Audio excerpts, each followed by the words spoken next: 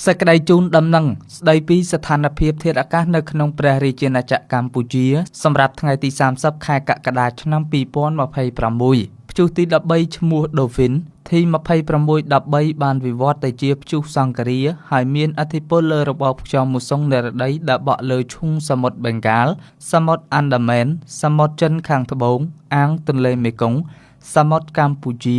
និងលើព្រះរាជាណាចក្រកម្ពុជាព្រះរាជាណាចក្រកម្ពុជាពុំស្ថិតនៅក្នុងកន្លងផ្លូវដើររបស់ព្យុះ Dolphin នេះទេ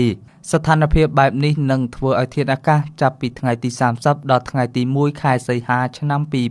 2026សម្រាប់តំបន់វាលទំនាបសីតុណ្ហភាពមធ្យមអបបរមា25អង្សាសេនិងសីតុណ្ហភាពមធ្យមអតិបរមា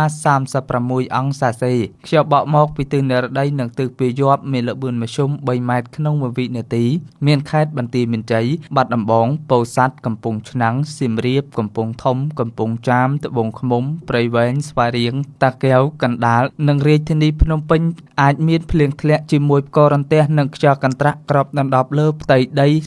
40% រីឯតំបន់ខ្ពង់រាបសីតុណ្ហភាពមធ្យមអបបរមា24អង្សាសេនិងសីតុណ្ហភាពមធ្យមអតិបរមា35អង្សាសេខ្យល់បក់មកពីទិសនិរតីនិងទិសបស្ចិមមានល្បឿនមធ្យម4ម៉ែត្រក្នុង1វិនាទីមានខេត្តកំពង់ស្ពឺបៃលិនឧត្តរមានជ័យព្រះវិហារក្រចេះស្ទឹងត្រែងរតនគិរីមណ្ឌលគិរីជួរភ្នំដងរែកនិងតំបន់ជួរភ្នំក្រវាញអាចមានភ្លៀងធ្លាក់ជាមួយផ្គររន្ទះនិងខ្យល់កន្ត្រាក់គ្របដណ្ដប់លើផ្ទៃដី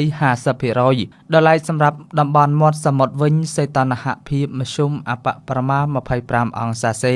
និងសីតុណ្ហភាពមធ្យមអតិបរមា35អង្សាសេខ្យល់បក់មកពីទិសនិរតីនិងទិសអាគ្នេយ៍មានល្បឿនមធ្យម2ម៉ែត្រក្នុង1វិនាទីមានខេត្តកោះកុងព្រះសីហនុកំពតកែបនិងជួរភ្នំបូកគោអាចមានភ្លៀងធ្លាក់ជាមួយផ្គររន្ទះនិងខ្យល់កន្ត្រាក់គ្របដណ្ដប់លើផ្ទៃដី 70% រលកសមុទ្រមានកម្ពស់មធ្យមអបបរមាកន្លះម៉ែត្រនិងកម្ពស់មធ្យមអតិបរមា1.75 ម៉ែត្រអាស្រ័យដោយបានជម្រាបជូនខាងលើសូមសាធារណជនទទួលជ្រាបជាព័ត៌មាន